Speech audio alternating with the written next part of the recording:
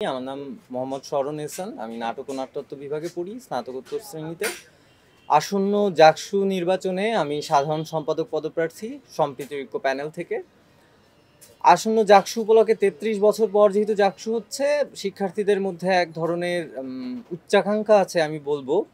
আমরা আসলে জাকসু দেখিনি অনেক বছর যাবতই, আমাদের সিনিয়ররাও দেখেননি, শিক্ষকদের মধ্যে অনেকে হয়তো জাকসু দেখেছেন। তো আমাদের মধ্যে প্রার্থী আমরা যারা, তাদের মধ্যে ভীষণ রকম আশা আছে, আকাঙ্ক্ষা আছে। ৫ আগস্ট পরবর্তী সময়ে আমরা যেভাবে বাংলাদেশটাকে নতুন করে বিনির্মাণ করতে চেয়েছিলাম, নানান ধরনের বিভাজনের রাজনীতির কারণে সেখান থেকে আমরা অনেকটাই দূরে সরে এসেছি। তো বিশ্ববিদ্যালয় যেহেতু ৩৩ বছর পর জাকসু হচ্ছে, আমরা মনে করি যে জাকসুর ভেতর দিয়ে একটা গণতান্ত্রিক পরিবেশ সৃষ্টি হবে বিশ্ববিদ্যালয় প্রাঙ্গণে, এক ধরনের রাজনৈতিক সহনশীলতা এবং সহমর্মিতার অবস্থান তৈরি হবে বিশ্ববিদ্যালয় প্রাঙ্গণে, যেটা আমাদেরকে সামনের দিনে জাহাঙ্গীরনগরকে শিক্ষা ও গবেষণামূলক একটা আদর্শ জাহাঙ্গীরনগর হিসেবে গড়ে তুলতে সহায়ক ভূমিকা রাখবে বলে আমি মনে করি।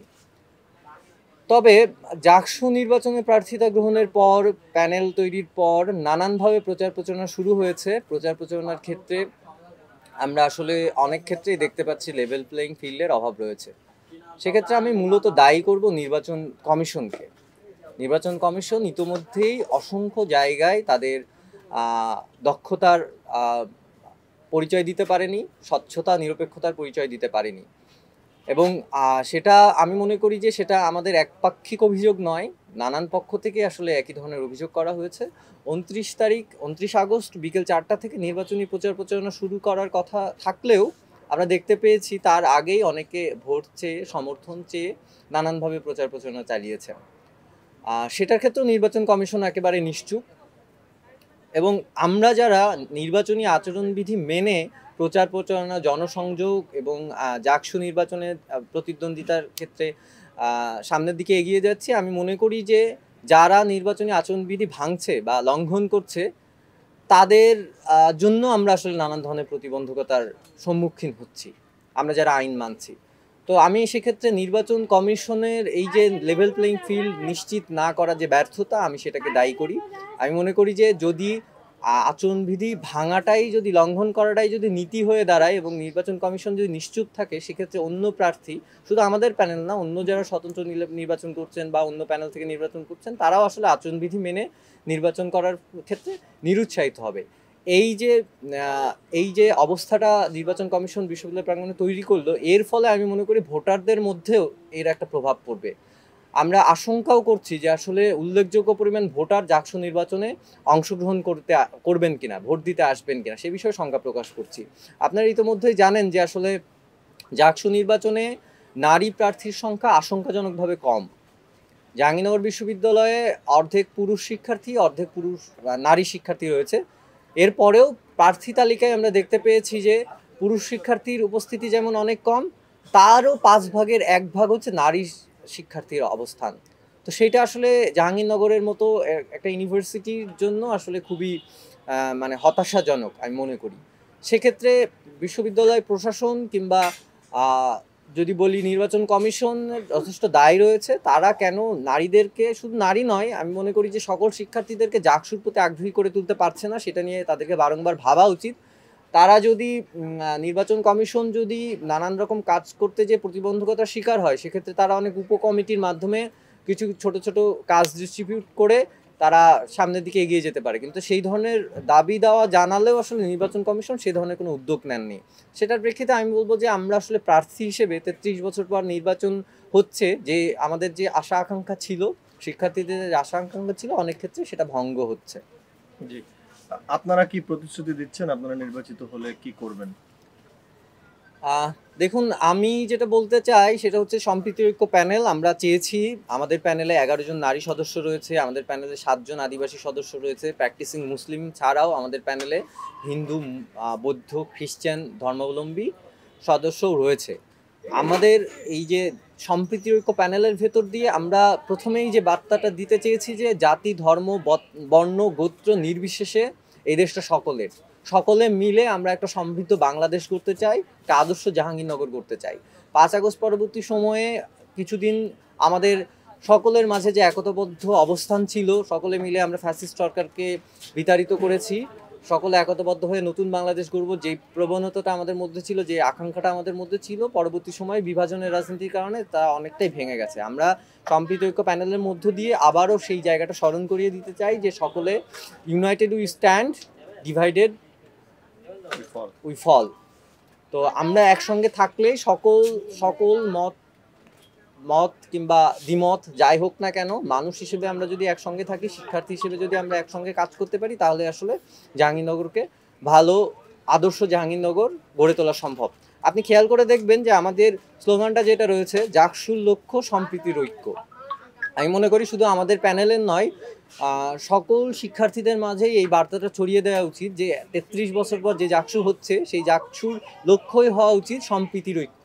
জাতি, ধর্ম, বর্ণ, গোত্র নির্বিশেষে সকলকে নিয়ে যেন আমরা আদর্শ জাহাঙ্গীরনগর গড়ে তুলতে পারি, সেই বার্তাটা আমরা সকলের মধ্যে পৌঁছে দিতে চাই। জাকসুতে যেই প্যানেল থেকে যেই জিতুক না কেন, জাকসুর যে 11 তারিখ নির্বাচনের পর যে ইলেকটেড বডি তৈরি হবে, সেই ইলেকটেড বডি যেন জাতি, ধর্ম, বর্ণ, গোত্র নির্বিশেষে সকলকে একসঙ্গে নিয়ে কাজ করতে পারে, সকলের অধিকার নিয়ে কথা বলতে পারে, সকলের ক্ষমতায়ন কিংবা সকলের যে ক্রাইসিসগুলো রয়েছে, প্রবলেমগুলো রয়েছে, সেগুলো সলভ করার জন্য তারা যেন কাজ করে, সেই দাবিটাই আমাদের পক্ষ থেকে থাকবে। আমরাও শিক্ষার্থীদেরকে সাথে নিয়ে সেই দাবিটাই নির্বাচনী ইশতেহারেও রাখতে চাই। ঠিক তেমনিভাবে নির্বাচিত হলে সেই দাবিগুলো নিয়েই আসলে আমরা কাজ করতে চাই।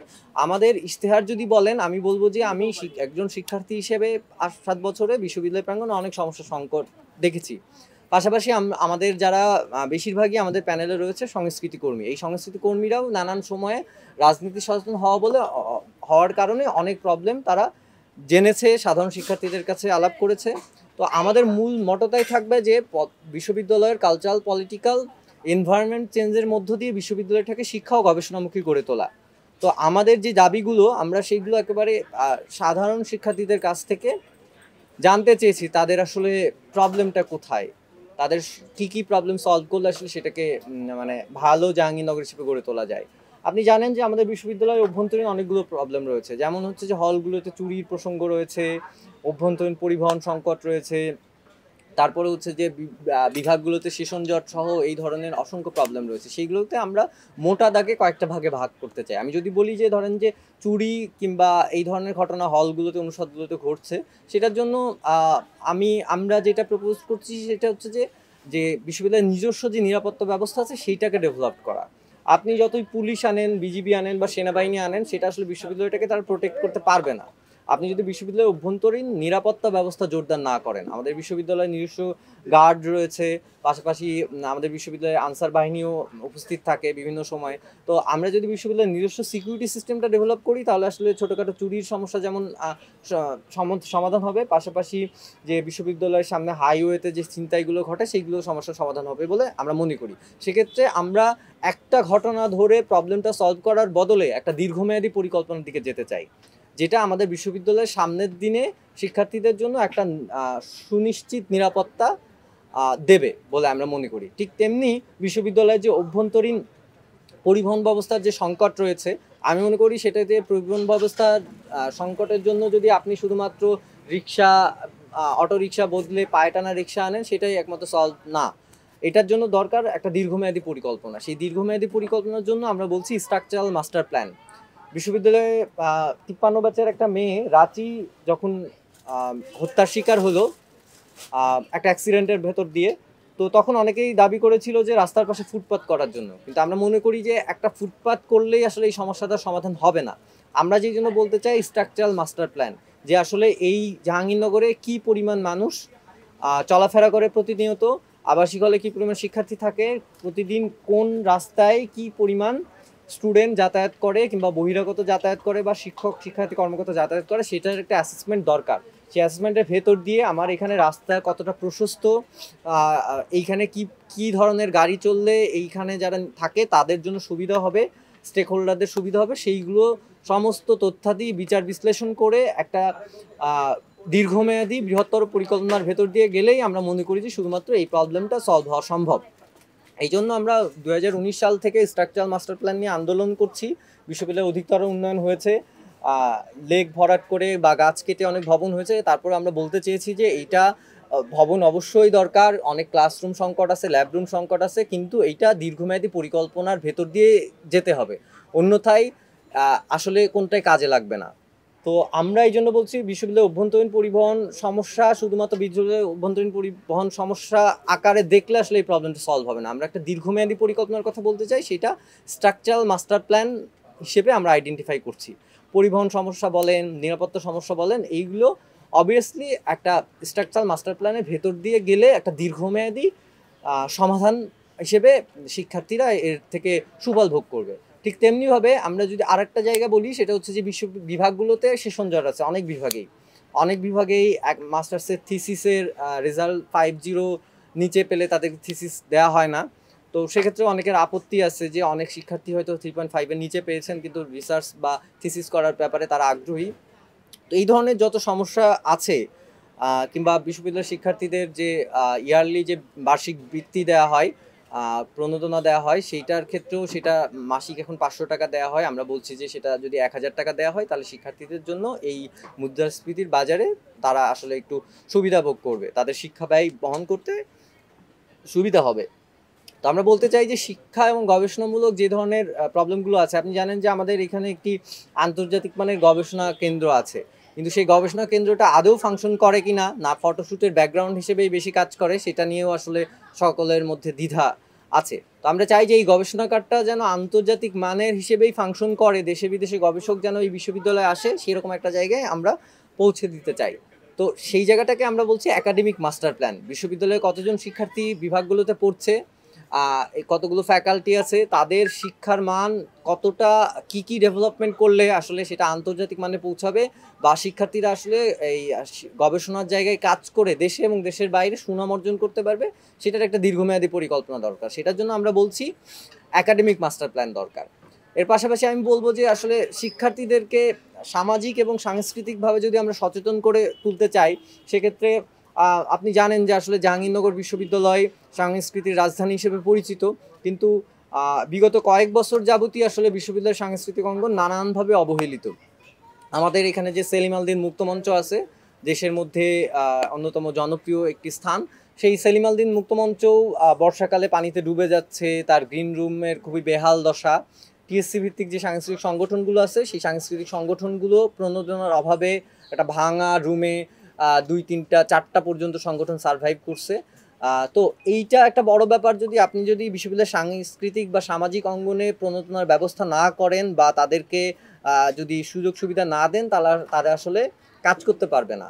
বিশ্ববিদ্যালয়ের শিক্ষার্থীরা পড়াশোনা গবেষণার পাশাপাশি মানসিক স্ফূর্তির জন্য এই ধরনের প্রতিষ্ঠানগুলোকে বা এই ধরনের সংগঠনগুলোকে বা এই সেক্টরগুলোতে অবশ্যই প্রণোদনা প্রয়োজন, সেটা বিশ্ববিদ্যালয় কর্তৃপক্ষ নিজের অর্থায়ন থেকে হোক অথবা অন্য কোনো উপায়ে হোক। তো সেক্ষেত্রে আমি মনে করি যে শিক্ষা ও গবেষণার পাশাপাশি সাংস্কৃতিক এবং সামাজিক অঙ্গনে শিক্ষার্থীদের একটা মানসিক স্ফূর্তির জন্য প্রণোদনা, বিশেষ সুবিধা, বা আপনি যদি বৃহৎ অর্থে বলেন যে তাদেরকে আরও বেশি স্ট্রেস ক্রিয়েট করে দেওয়ার জন্য কাজ করার প্রয়োজন আছে। তো আমরা চাই যে আমাদের এই সম্পৃক্ত প্যানেলে আমরা যেহেতু বেশিরভাগই সংস্কৃতি কর্মী, আমরা এই সেক্টরগুলো নিয়ে কাজ করব। আর আমি একটু বড় পরিসরে এই জন্য বললাম, কারণ এইগুলো অনেক দীর্ঘমেয়াদী পরিকল্পনা। ছোট ছোট অনেকে ইশতেহার দিচ্ছেন যে এটা করবেন ওটা করবেন, যার অনেকগুলোই ফিজিবল না। অনেকে বলছেন মেট্রো রেল নিয়ে আসবেন জাহাঙ্গীরনগরে, মানে বেশিরভাগই হচ্ছে যে মানে যুক্তিযুক্ত ইশতেহার নয়। জাকসুর বডি আমি যতদূর জানি, তার গঠনতন্ত্র অনুযায়ী উপাচার্য জাকসুর সভাপতি হিসেবে দায়িত্ব পালন করেন। তাদের পুরো জাকসু কমিটিটাও আসলে ফাংশন করার ক্ষেত্রে তাদের অনেক রেস্ট্রিকশন আছে, তাদের কর্মপরিধিও অনেক সীমাবদ্ধ। 1 বছর মেয়াদকালীন সময়ে এমন আহামরি কিছু করে ফেলা সম্ভব না যে পুরো জাহাঙ্গীরনগরটাকে পাল্টে দেওয়া সম্ভব। আমি মনে করি যে আমাদের ইশতেহারটা সেরকমভাবেই সাজানো হয়েছে যে ইশতেহারটা বিশ্ববিদ্যালয়ের সামাজিক, সাংস্কৃতিক, শিক্ষা ও গবেষণার পরিধিটাকে আরও বেশি পরিশীলিত করবে, বিশ্ববিদ্যালয়ের কালচারাল পলিটিক্যাল এনভায়রনমেন্টটাকে আরও পরিশীলিত করবে, এবং শিক্ষার্থীদের মধ্যে সহনশীল এবং সহমর্মী আচরণ তৈরিতে, বিশ্ববিদ্যালয়ের সর্বাঙ্গীন নিরাপত্তা ব্যবস্থা জোরদার করার ক্ষেত্রে আমরা সর্বাঙ্গীনভাবে কাজ করব সকল শিক্ষার্থীদেরকে নিয়ে।